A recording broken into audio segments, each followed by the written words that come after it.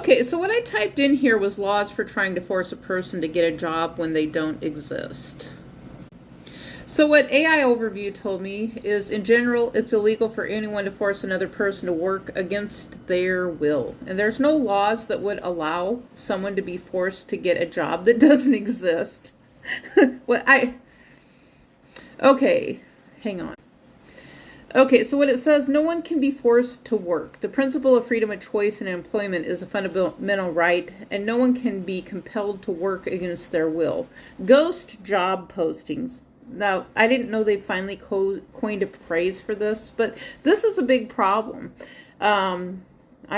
I've talked about this before in my videos related to the college that I used to work at, and I felt like that's what they were doing, was ghost job postings. It says, while it's not illegal to maintain a job post for a position that's already been filled, or to create a posting for a job that doesn't technically exist, it's important to distinguish this from scam job posts, which are false listings created solely to solicit funds or personal information from applicants.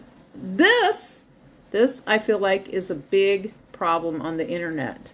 I also feel like it's done for search engine optimization purposes too.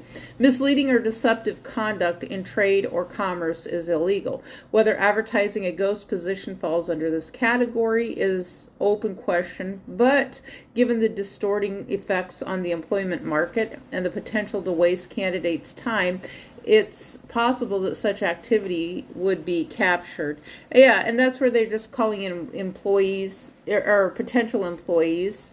You know, like in a place where I used to live, they had like 2 job openings, and then 100 people or more would show up. And then it would make the news, the newspaper, because of the fact so many people showed up, because that many people needed jobs. So false promises. If an employer makes a false promise during the hiring process, you may be able to sue for fraudulent inducement, misrepresentation, or other legal issues.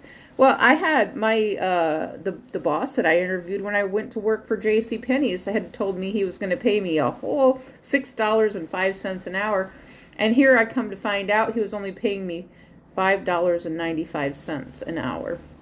Discrimination. Federal, state, and local laws prohibit employers from making job decisions based on protected characteristics such as race, sex, disability, religion, and so on. Preventing someone from getting a job, preventing or attempting to prevent anyone from obtaining employment by means of a blacklist is also illegal. Oh, that's interesting. Well, you know, maybe they should think about that related to searching on Facebook for what people do in their private life.